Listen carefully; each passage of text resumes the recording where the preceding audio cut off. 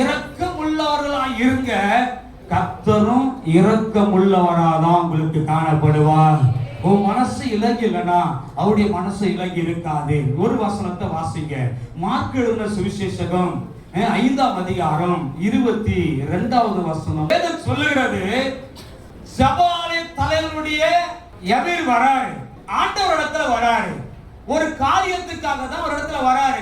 எதற்காக வராருன்னா அவர் சொல்றாரு, என் மக மரண அவஸ்தைப்படுகிறார், அவரை ஆரோக்கியம் ஆக்கும்படியாக நான் எத்தனையோ செலவு செய்து பார்த்தேன், எவ்வளோ பணங்களை செலவு செய்து பார்த்தேன், என்னால முடிஞ்சதை செஞ்சு பார்த்தேன், ஆனாலும் ஆரோக்கியம் இல்லை.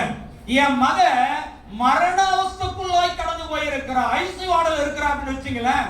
லூக்கால சொல்லப்பட்டிருக்கிறது அவளுக்கு 12 வயசா. 12 வயசுடைய மக சாகர தருவாயில கிடக்கிறார். மிக வேதனை. தகப்பனால இயன்ற மற்றும் முடிந்த மற்றும் போராடி பார்த்தாரு, முடியல. எப்படியாச்சும் என் மகளை மீட்டெடுக்க வேண்டும் என்று சொல்லி பயங்கரமாய் எத்தனை பண்ணினார். அப்படி எத்தனை பண்ணி கொண்டிருக்கிற போது அப்ப இயேசுவை குறித்து கேள்விப்பட்டாரு. அப்ப இயேசு இருக்கிறார் என்று சொன்ன உடனே இயேசுவை சந்திக்க ஓடி வராரு. வந்த உடனே இயேசப்பா அங்க நிக்கிறாரு.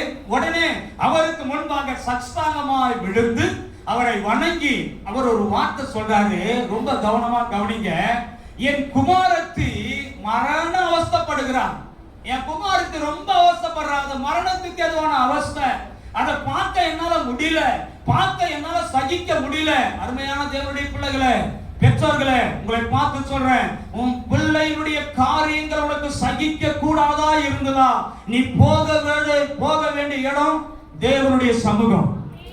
உன் பிள்ளையுடைய காரியங்கள் உனக்கு சகிக்க கூடாதபடிக்கு மரண அவஸ்தைக்குள்ளாய், அசுத்தத்துக்குள்ளாய், பிசாசுடைய கிரியைக்குள்ளாய் பிள்ளைகள் போகிற போது நீங்க போய் தேவனுடைய பாதத்துல விழுந்து கிடக்கணும்.